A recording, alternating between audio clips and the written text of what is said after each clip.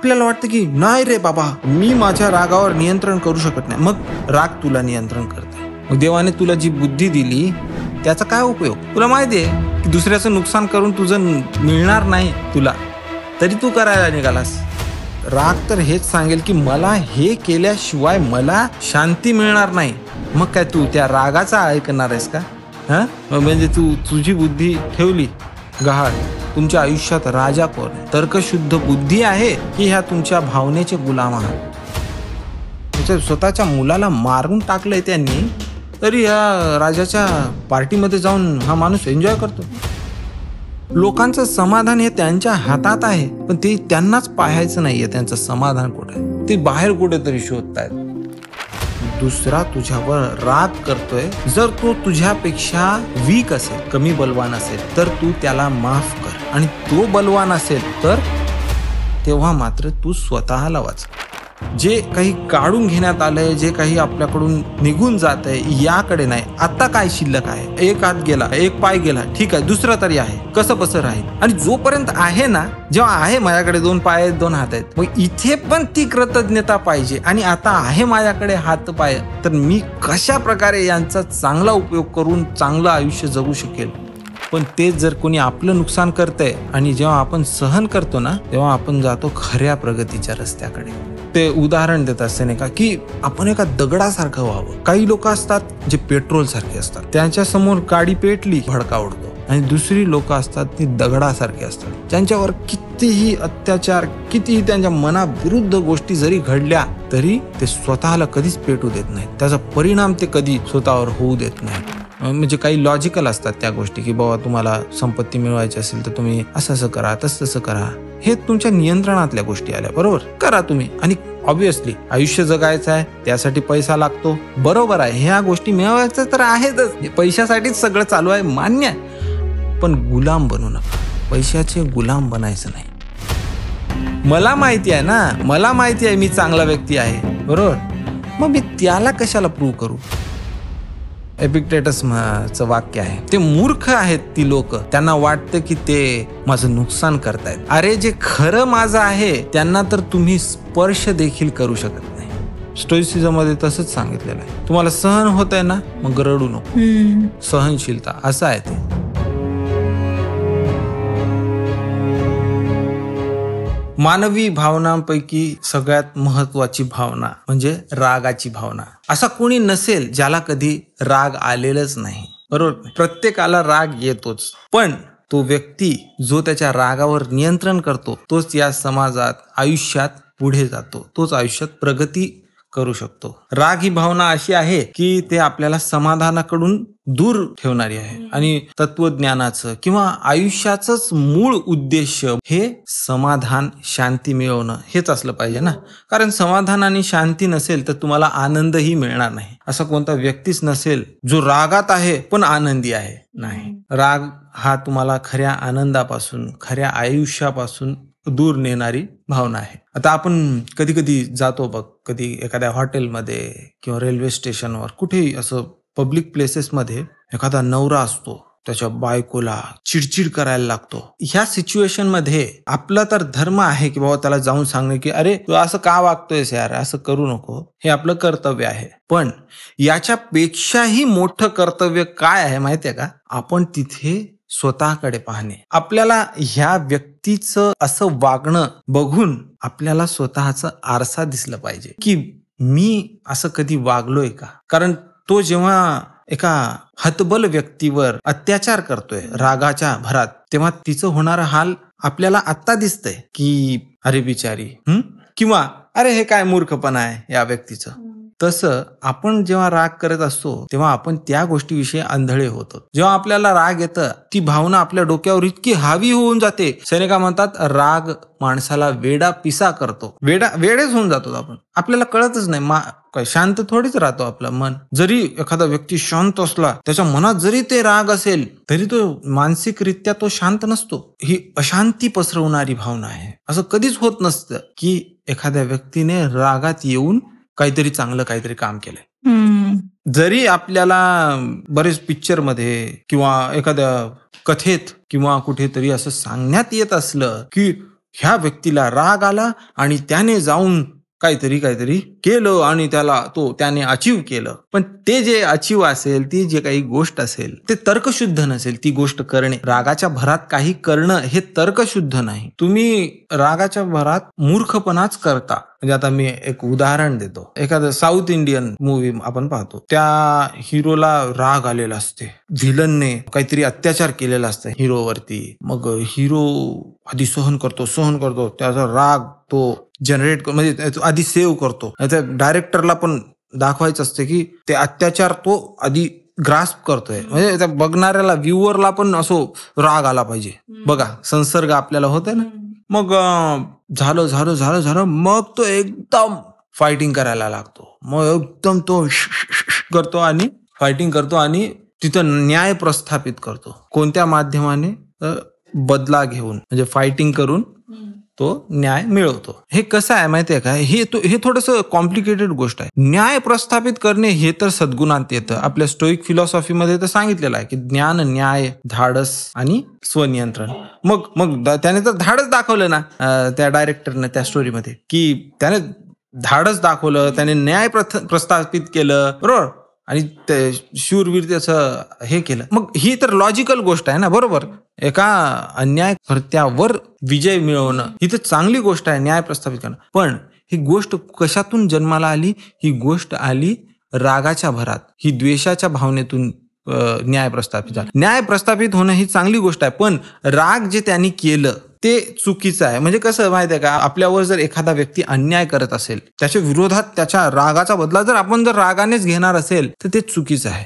माझ्या घरी मी बसलेला आहे, आणि माझ्या घरी जर कोणी आला भांडणं करायला, तर त्याचं प्रत्युत्तर द्यायला मी तयार आहे, बरोबर. पण ते रागात नाही, ते न्याय प्रस्थापित करण्यासाठी, बरोबर.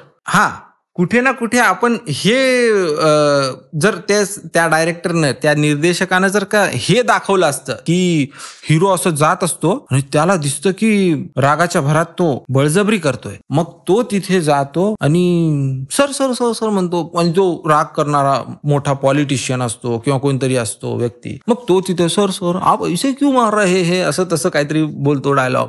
मग जातो, मग जाऊन काहीतरी बुद्धी लढवून मग काहीतरी न्याय प्रस्थापित करतो. पण हे इथं त्याने ज्ञानाचा वापर केला, रागाचा नाही. म्हणजे माझ्या सांगण्याचा उद्देश हा आहे की न्याय प्रस्थापित झाला पाहिजे, पण त्याची मूळ भावना रागातून आली नाही पाहिजे. कारण राग म्हणजे आपण लॉजिकल वागत नाही. आता कधी काय असतं की एखादा व्यक्ती दुसऱ्यावर अन्याय करतोय इथं दिसतंय, पण आपल्याला त्याची बॅक स्टोरी माहिती नाही ना. आपल्याला राग आला आणि तिथे जाऊन आपण काहीतरी केलं, ते इलॉजिकल झालं. मग नंतर तिथं संपूर्ण ज्ञान, म्हणजे हे बघा, आपण हे शांत आहोत, आपण लॉजिक काय आहे ते फाइंड आउट करतोय. म्हणजे जेव्हा आपण सहनशीलतेकडे जातो, तेव्हा समोरचा राग करणारा पण त्याचं राग शांत होतं. म्हणजे हेच तर आपलं दैवी गुण आहे एका माणसामधलं, सहनशीलता, सहन करणे. आता कसं आहे माहितीये का, स्टोइसिझम मध्ये ह्या सहनशीलतेचं जरा अतिच केलंय काही ठिकाणी. म्हणजे ते सहन करा, इतकं सहन करा की आता सहनच करा, असं आहे ते. ठीक आहे, म्हणजे एका पॉइंटला गेल्यावर जिथे सहन होत नसेल तिथून अन्यायाच्या विरोधात लढा दिलं पाहिजे, वगैरे लढा, त्याचा प्रतिकार करणे हे पण गरजेचं आहे. पण कसं आहे, काही ठिकाणी आपल्याला समोरचा जे काही रागाच्या भरात वागतोय आपल्याशी, या गोष्टीला उत्तर देता येत नाही. आता आपल्याला बोलणं खूप सोपं आहे, किंवा पिक्चर मध्ये पाहणं खूप सोपं आहे की असं हिरो उठतो आणि 50-60 लोक तिकडून पळत येतात आणि त्याच्या असं करण्यानेच ते 50-60 लोक उडून पडतील, बरोबर. आणि राग ही फिजिकल भावनाच आहे, बरोबर. राग हा फिजिकलच होतो आणि भौतिकच गोष्टीचं नुकसान होतं रागाच्या भरात. दुसऱ्याचा राग आपल्या मानसिक दृष्ट्या आपलं नुकसान करू शकणार नाही. आपल्या स्पिरिच्युअल लेवलचं कोणतंच नुकसान दुसऱ्याच्या रागानं होत नसते. मग आपण चुकतो. दुसऱ्याच्या रागाचा जर आपल्यावर परिणाम होत असेल तर आपण चुकतोय. तर मला म्हणजे काही ठिकाणी असं काही गोष्टी वाचल्यावर वाटतं की बाबा एवढी सहनशीलता आपल्यात शक्य नाही. जसं की मी तुम्हाला उदाहरण देतो, सेनेकाची एक रायटिंग आहे, बरोबर. सेनेकाचं अँगर म्हणूनच त्यांचं एक पुस्तक आहे. त्याच्यामध्ये ते एक एक्झाम्पल देतात. एक जुलमी राजा असतो, तो एका माणसाला थांबवतो आणि त्याच्या पुढेच त्याच्या मुलाला टाकायला लावतो. त्या बापाला असं नेतो तो त्याच्या राजवाड्यात, आणि राजवाड्यात नेऊन त्याला दारू पाजवतो. त्याची मेजवानी चालू असते राजवाड्यात. त्याच्या मेजवानीमध्ये त्याला एन्जॉय करायला लावतो. आणि हा माणूस ज्याचा मुलगा आहे, हा माणूस त्याच्या मेजवानीमध्ये सामील होतो. मग सैनिकानंतर विचारतात का केलं असेल त्यांनी. त्याच्या स्वतःच्या मुलाला टाकलंय त्यांनी, तरी या राजाच्या पार्टीमध्ये जाऊन हा माणूस एन्जॉय करतो. कारण ह्या माणसाला दुसराही पण एक मुलगा होता, त्याचं जीव वाचावं म्हणून. अच्छा. आता याच्यावरती एक कोट आहे सैनिकाचं, दुसरा तुझ्यावर राग करतोय, दुसरा तुझ्यावर राग करतोय, जर तो तुझ्यापेक्षा वीक असेल, कमी बलवान असेल, तर तू त्याला माफ कर, त्याला वाचव. आणि जर तो तुझ्यावर राग करतोय आणि तो बलवान असेल, तर तेव्हा मात्र तू स्वतःला वाचव, स्वतःला बक्षी दे, स्वतःला माफ कर. कसं आहे माहितीये का, एखादा व्यक्ती राग करतोय, या रागाचा उत्तर कधी राग होऊच शकत नाही. या रागाला आपण रागानेच उत्तर देऊ शकत नाही. तो व्यक्ती राग करायला आलाय, तो आपलं नुकसान करेल, आपलं भौतिक नुकसान करेल. इथेच तर बेसिक गोष्टी आपल्या स्टोइसिझम मधल्या लक्षात ठेवण्यासारख्या असतात, की तुमच्या नियंत्रणात काय आहे. तुमच्या नियंत्रणात तुमचा देह नाही, आपल्या देहाचा नुकसान करू शकेल, हात पाय तोडून टाकू शकेल. तुमच्या नियंत्रणात तुमचे पैसे नाहीत, तुमची संपत्ती बळकावून घेऊ शकेल शक्तिशाली व्यक्ती असेल तर, किंवा तुमची नाजूक अशी कोणती वस्तू असेल त्याला फोडून टाकेल एखादा व्यक्ती. तुमचं लाखो रुपयाचं नुकसान होऊन जाईल, बरोबर. पैसा, संपत्ती, प्रतिष्ठेचं नुकसान करेल. 4 चौघात तुम्ही असं शांतपणे थांबलेले आहात, तिथे 4 चौघात तुम्हाला रागाने बोलून तुमची प्रतिष्ठा सगळी माती मोळ करून टाकेल. म्हणजे ह्या गोष्टी तर असंही आपल्या नियंत्रणात नाहीत ना. आपल्या जवळच्या व्यक्तींना पण मारून टाकू शकेल कोणी रागाच्या भरात. मग हे जवळचे लोक पण आपल्या नियंत्रणात नाहीत. मेमेंटो मोरीचा सराव याच्यासाठीच करायचा असतो. ह्या व्यक्तीच्या रागाने ही लोक मेली, माझं त्यांच्यावर खूप प्रेम आहे, ती मेली. पण एखाद्या बसमध्ये जात असताना त्या बसचा ऍक्सिडेंट होऊन किंवा रस्त्याने चलत असताना तिथून बस जाऊन त्यांच्या अंगावर पण ते मरूच शकतात.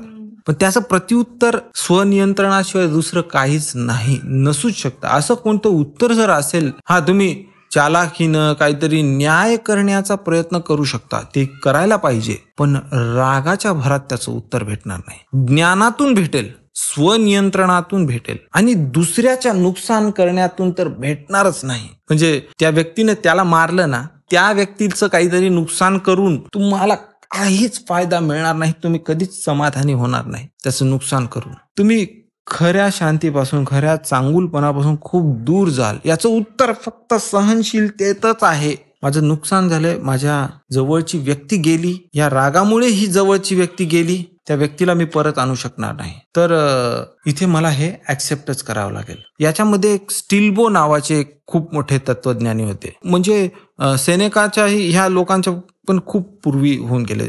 बहुतेक त्या काळात स्टोइसिझम पण जन्माला आलं नव्हतं. खूप चांगले तत्वज्ञानी असे होऊन गेले. खूप एक आदर्श व्यक्ती म्हणून त्यांना असं एक फिगर होती, जसं की आपल्याला आता सॉक्रेटिस वगैरे आहेत. त्यांचं एक उदाहरण देतात सेनेका, की सिटी सॅकर्स नावाचे लुटेरे होते. ते जेव्हा त्यांच्या सिटीमध्ये आले, त्यांच्या गावामध्ये आले, आणि हे स्टिल्बो जेव्हा थांबलेले होते, म्हणजे त्यांचं पूर्ण गाव जाळून टाकण्यात आलं. आग लावली सगळ्या गावाला. त्या स्टिल्बोने स्वतःची बायका आणि लेकरं जळताना पाहिली. स्वतःचं घर जळून गेलं त्यांचं. आणि ते स्टिल्बो, त्यांच्या हातात गठुडं पण नाही, काहीच नाही, त्यांचं सगळं सामान जळून गेलं. फक्त हे शरीर घेऊन ते तिथं आले, आणि त्या सिटी सॅकरने त्याला विचारलं, चला जायचं की काही राहिलंय सामान तुमचं. मग तेव्हा त्या स्टिल्बोनी त्याला उत्तर दिलं की नाही, की I have all my belongings with me. सोबत तर काहीच नाही. मग काय आहे त्यांच्यासोबत? तर त्यांचं मन, त्यांचं चारित्र्य त्यांच्यासोबत आहे, ते नव्हतंच.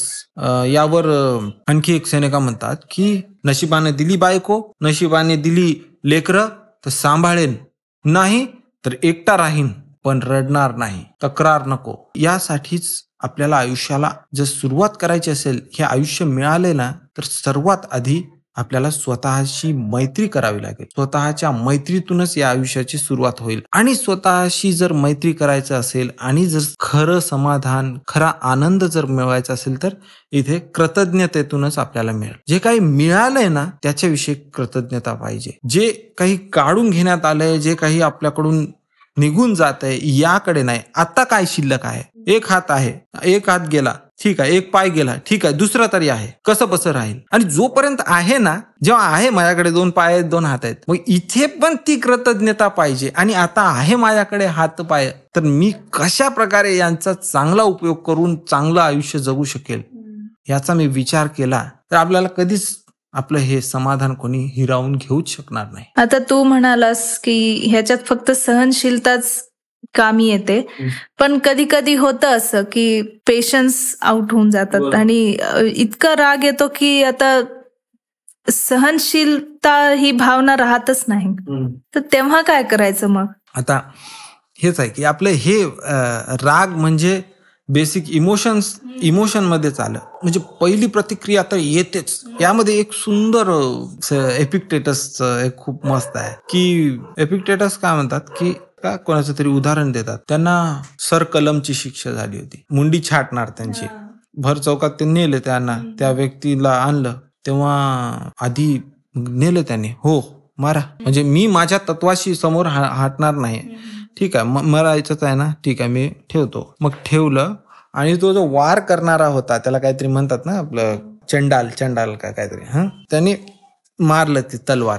पण ती तलवारीचा जो घाव आहे तो म्हणजे लागला पण असं मुंडी छाटली नाही, काहीतरी हुकल्या गेला. मग तिथे असं झाले, ते दचकले, ते तेवढा मोठा माणूस असं झालं. मग नंतर त्यांनी स्वतःला सावरलं, परत धरलं आणि जा करा तुम्हाला जे करायचं, पण मी माझ्या तत्वापासून हे करणार नाही. मग ते समोर करून हे केलं. तर म्हणजे आता ह्या एवढ्या एक्स्ट्रीम एक्झाम्पल मध्ये त्या त्यांचा स्वनियंत्रणाचा आणि ते तत्वाची एकनिष्ठ होते आणि लॉजिकला त्यांनी सोडलं नाही वगैरे वगैरे, या गोष्टीचा तरी आहे संबंध. पण इथे मला असं सांगावंसं वाटतं की हे जे त्यांचं जे दचकणं आलं हेच आपलं सुरुवातीचं राग असतं. बांध तुटल्यासारखा होतो आपल्याला राग येतच की असं कसं होऊ शकतं. म्हणजे तळपायाची आग मस्तकाला जाणे होतं, पण तिथे आल्यावर आपल्याला समजतं ना की बाबा मला राग आलेला आहे, या गोष्टीचा राग आलेला आहे. मग ती नॅचरल भावना झाली की मग लगेच तिथे स्वतःला समजून घेऊन मग त्याला डाऊन करणे, त्याला नियंत्रणात आणणे. मग डोळ्यासमोरचं हे रागाचं धुकं हटवून जे लॉजिकल आहे ते पाहणं हे खूप गरजेचं आहे. आपल्याला वाटतं की नाही रे बाबा, मी माझ्या रागावर नियंत्रण करू शकत नाही. मग राग तुला नियंत्रण करते. मग देवाने तुला जी बुद्धी दिली त्याचा काय उपयोग? तुला माहिती आहे की दुसऱ्याचं नुकसान करून तुझं मिळणार नाही, तुला तरी तू करायला निघालास, मिळणार नाही. जी गोष्ट वाटते ना, मला राग तर हेच सांगेल की मला हे केल्याशिवाय मला शांती मिळणार नाही. मग काय तू त्या रागाचा ऐकणार आहेस का? म्हणजे तू तुझी बुद्धी ठेवली गहाळ. मग राग सांगते की मला हे कर, मला हे पाहिजे. मग तेव्हा त्या रागाला सांगायचं नाही. तुमच्या आयुष्यात राजा कोण आहे? तर्कशुद्ध बुद्धी आहे की ह्या तुमच्या भावनेचे गुलाम आहात? राग, जेलसी हेच तर करायला होते. दुसऱ्याचं नुकसान करून कधीच फायदा होत नाही. आपण दुसऱ्याचं फक्त भौतिकच नुकसान करू शकतो. पण तेच जर कोणी आपलं नुकसान करतंय आणि जेव्हा आपण सहन करतो ना, तेव्हा आपण जातो खऱ्या प्रगतीच्या रस्त्याकडे. एखाद्या व्यक्तीला वाटतं की ह्याच्याकडून सगळं काढून घ्यावं, ह्याला सगळं मिळालेलं सगळं यश, सगळी प्रतिष्ठा काढून घ्यावी. एखाद्या व्यक्तीची बदनामी होते. मोठमोठे कलाकार असतात, एका यशाच्या मोठ्या पातळीवर जातात आणि तिथून काहीतरी कॉन्ट्रावर्सी होते, कधी कधी खोटी कॉन्ट्रावर्सी झालेली असते आणि खाली पडतात. आपल्याला वाटतं ते खाली पडलेत. कोणत्या बाबतीत? प्रसिद्धीच्या बाबतीत. कलेच्या बाबतीत खाली पडायचं की नाही हे त्यांच्यावर निर्भर आहे. तर त्यांनी जर असं डिसाईड केलं की बाबा माझी प्रतिष्ठा गेली म्हणून मी आतापासून मी प्रॅक्टिसच करणार नाही, आता मी प्रॅक्टिस करून काय फायदा, माझी तर प्रसिद्धी गेली, मी कोणताही अल्बम काढो, मी कोणतेही, मला शोज मिळणार नाहीत किंवा मला माझं संगीत कोणी ऐकणारच नाही. म्हणजे तू हे संगीत कलेची पूजा म्हणून आला नव्हतास इथे. या संगीताकडे तू प्रसिद्धी मिळवायसाठी आला होतास. म्हणजे तू खरा कलाकारच आहेस की नाही ते तू ठरव. आणि जे रोजच्या रियाजमध्ये, रोजच्या प्रॅक्टिसमध्ये जी शांती असते, जे समाधान असते, तेच जर समजत नसेल तर हे मग खरे कलाकार आहेत की नाही हे त्यांनी स्वतःचं परीक्षण करून ते ठरवावं. मुद्दा हाच आहे की जेव्हा आपल्याला येईल राग तेव्हा लक्षात घ्यायचं की मला राग आलेला आहे, इथे मला स्वतःला आग लावून घ्यायची नाही. याविषयी सेनेका खूप सुंदर उदाहरण देतात माणसानं एका दगडासारखं राहावं. कसं दगडासारखं? हे जुने म्हणजे ह्या स्टोइसिझम मधले उदाहरणं पण खूप सुंदर देतात. दगड, वेव्ह, समुद्रातला प्रवास, अशा प्रकारचे उदाहरण असतात. सैन्य असं.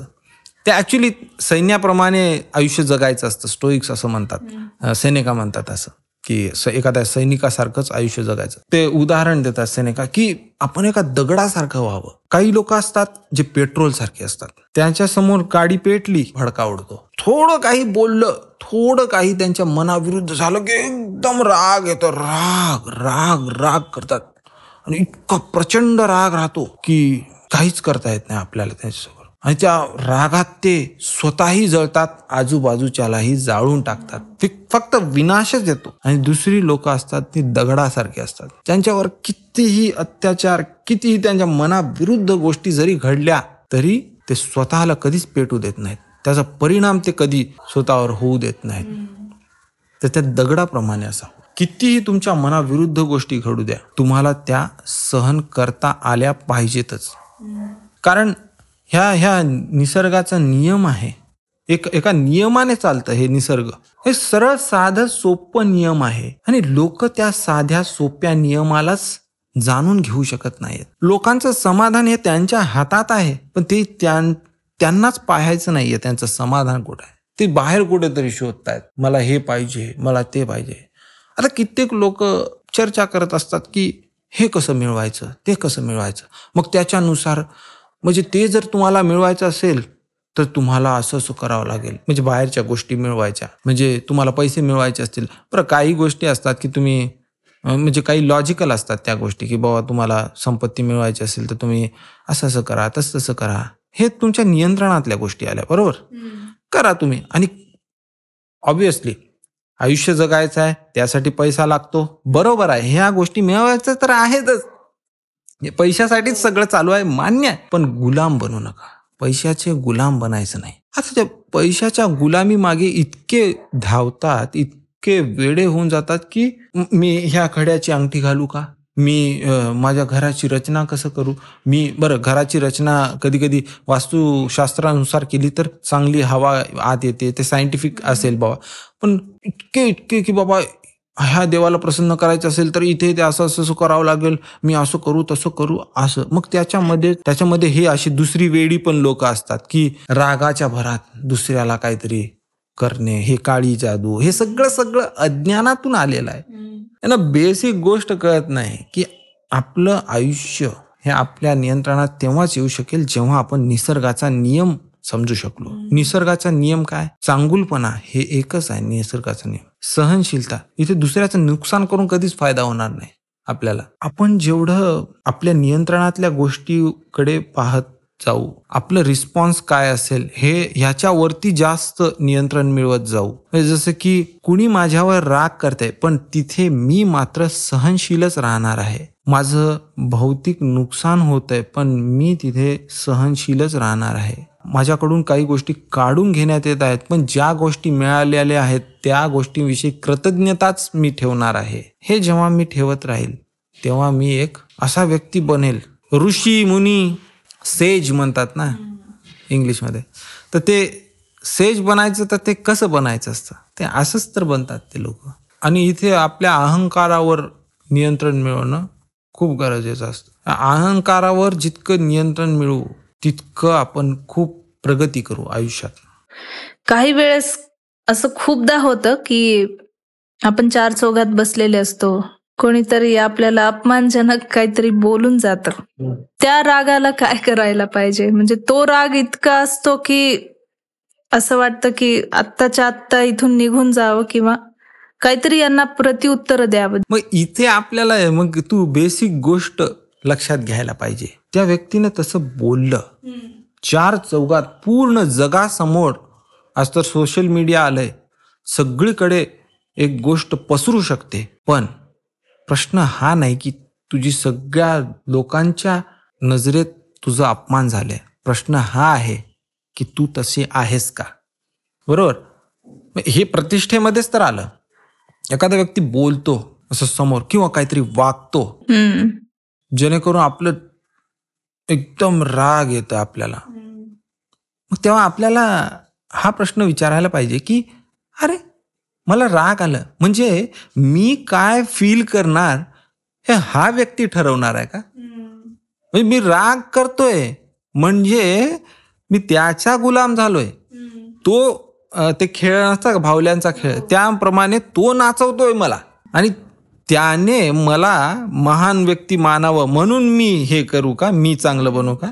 नाही, मला स्वतःला दाखवायचं आहे. मला माहिती आहे ना, मला माहिती आहे मी चांगला व्यक्ती आहे, बरोबर.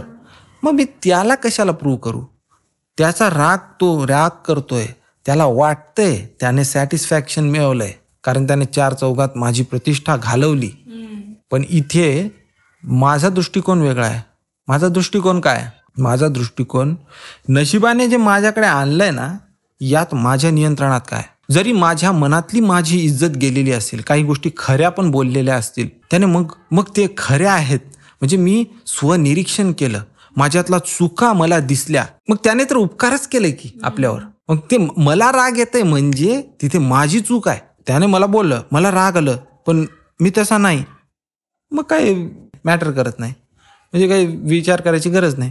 पण त्याने काहीतरी अशी गोष्ट सांगितली की ज्याच्यावर विचार करायची गरज आहे, म्हणजे त्याच्यावर राग करू नये लागेल, म्हणजे राग करू नये आणि तिथे त्या गोष्टीत सुधारणा करावी.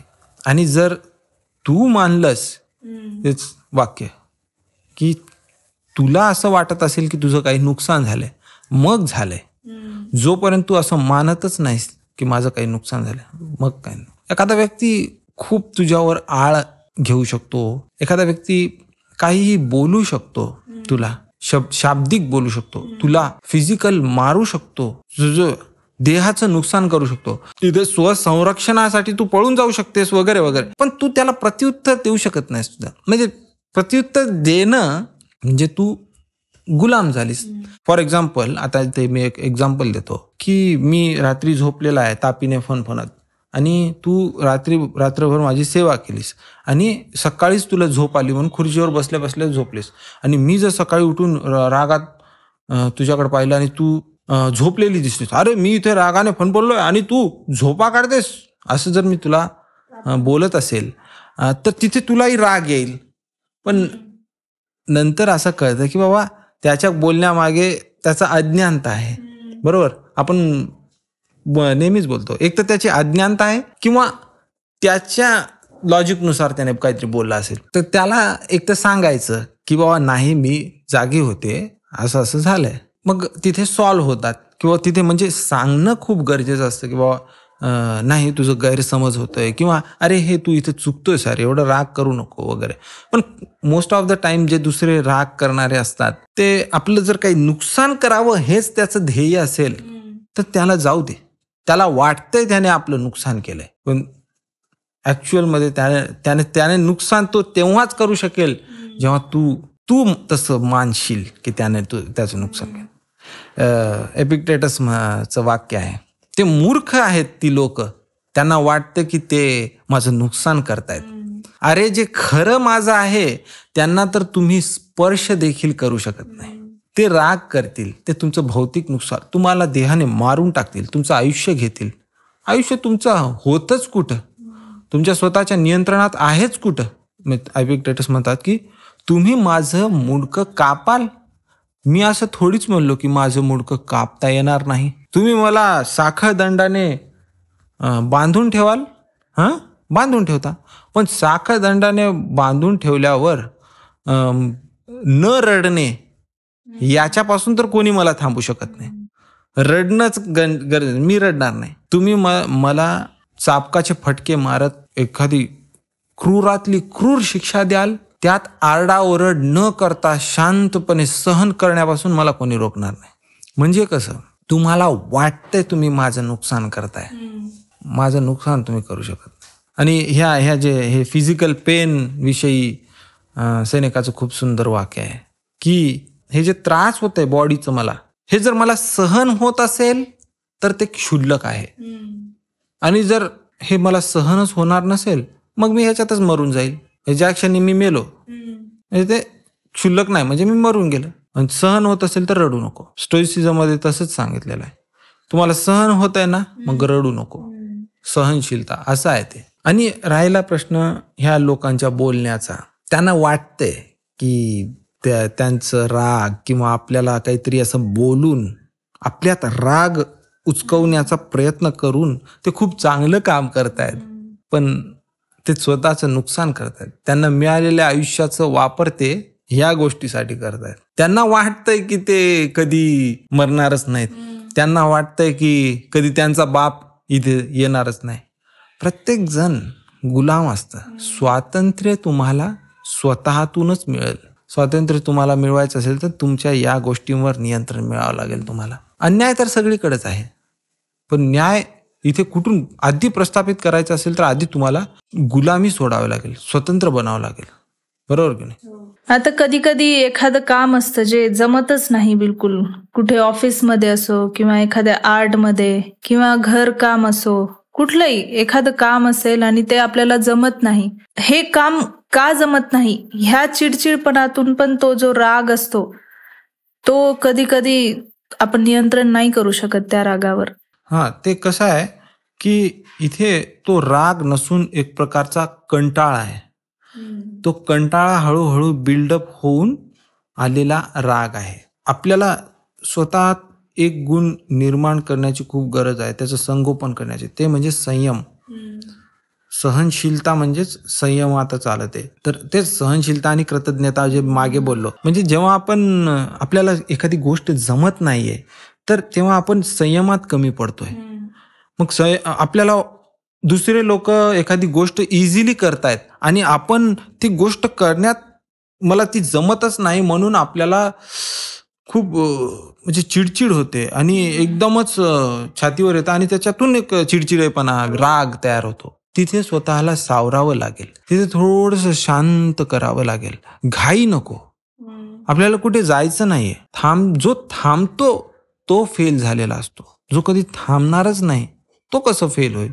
तर इथे मार्कस ऑरेलियसचं खूप सुंदर मेडिटेशन मधलं वाक्य आहे, कोणतीच गोष्ट जी मानवीरित्या शक्य आहे ती आपल्यानेही शक्य असेल. कोणीही असो, जर तू माणूस आहेस, तो माणूस आहे आणि तो करतोय, तर तुलाही करणं ते शक्य आहे. त्या गोष्टीला छोट्या छोट्या गोष्टींमध्ये विभागा, मग त्या छोट्या छोट्या गोष्टींचा सराव करायला लागा. नक्कीच तुम्हाला ती गोष्ट जमेल. आता जर एखादा व्यक्ती खूप जोरात धावतोय आणि तुम्हाला पायच नसतील तर ते वेगळी गोष्ट, पण जर एखादी म्हणजे शक्यतो त्याच्या जो व्यक्ती समोरचा व्यक्ती करतोय आणि माझ्याकडे काही कमी नाही, तर मला त्या गोष्टीला छोट्या छोट्या गोष्टीत तोडून मग त्या छोट्या छोट्या गोष्टींचा सराव करावा लागेल. आता आपल्याला आजच्या इंटरनेटच्या युगात कित्येक यूट्यूब व्हिडिओज अवेलेबल आहेत, कित्येक सल्ले अवेलेबल आहेत. यात योग्य ते सल्ले पण शोधणे, त्यांचा सराव करून एका गोष्टीवर ताबा मिळवणे, एखाद्या गोष्टीमध्ये परफेक्शन मिळवणे, हे आपल्याला करावं लागेल. यासाठी सगळ्यात आधी संयम ठेवणं गरजेचं आहे. आणि इथे अहंकार आहे. आपल्या स्वतःच सांगत असतो की तुला जमत नाही, तुला जमत नाही. अरे हो ही गोष्ट मला जमत नाही. आता काय झालं? मग आता सुरू करतो. तुमच्या पुढे 2 ऑप्शन आहेत. ठीक आहे बाबा, मला जमत नाही, मग काय करू? ठीक आहे बाबा, तो माझ्यापेक्षा फास्ट करतोय काम, ठीक आहे, त्याचा सराव झालेला आहे. बरं, मला पोचायचं आहे का तिथं? माझ्यामध्ये एक गोष्ट मी संगोपन करू शकते, चिकाटी, स्वतःला स्वतःच्या ताब्यात ठेवू शकते. कसं? की मला काही येत नाही, आत्ता मी 12 खडी शिकायला सुरू करू शकते. आणि जेव्हा मी शिकायला सुरू करेल, मला शिकण्यापासून तर कोणी थांबू शकणार नाही. मग मी एक एक एक गोष्ट करत, आणि काही वेळेला आपल्याला कधी कधी शिकलेल्या गोष्टीचा विसर पडतो. इथे सराव कामाला येते. म्हणजे तुमच्या या गोष्टीचं उत्तर एकच आहे, आळस न करणे. तुम्ही जर इथे एक्सक्यूज दिला की नाही, त्याने 4 वर्षापूर्वीपासून तयारी केली म्हणून आता त्याला जमते, कारण दिला तर कारण तर ठीक आहे बाबा, हो ठीक आहे, त्याला जमतंय, तुम्हाला जमत नाही, हो करू नका, कोणाचं नुकसान झालं? मलाच आली नाही ती गोष्ट. एक्सक्युजेस दिलं, माझंच नुकसान होईल. मी काय करू शकते इथून सुरू केलं की मग उत्तरे मिळायला सुरू होतील. आणि ती जी चिडचिडेपणा आहे, आता हे बघ, आपल्याला झालेल्या ह्या रागाला, आपल्याला झालेल्या या चिडचिडेपणाचं धुकं ही जी धुकं आपण बाजूला केली तर आपल्याला सोल्युशन्स दिसली की मी माझ्या तयारीत कमी पडते.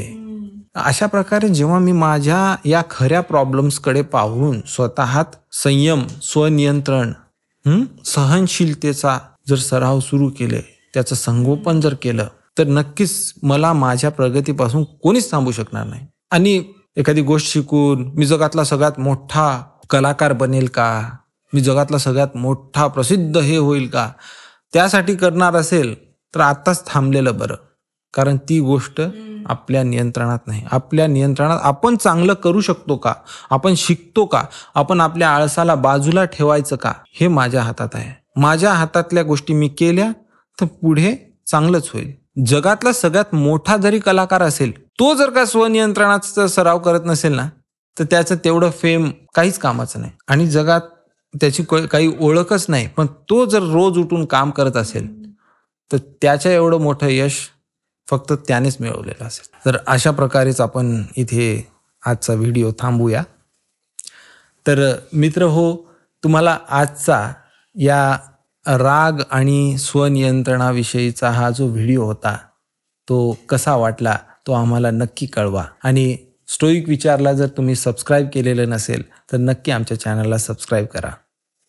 धन्यवाद मित्र.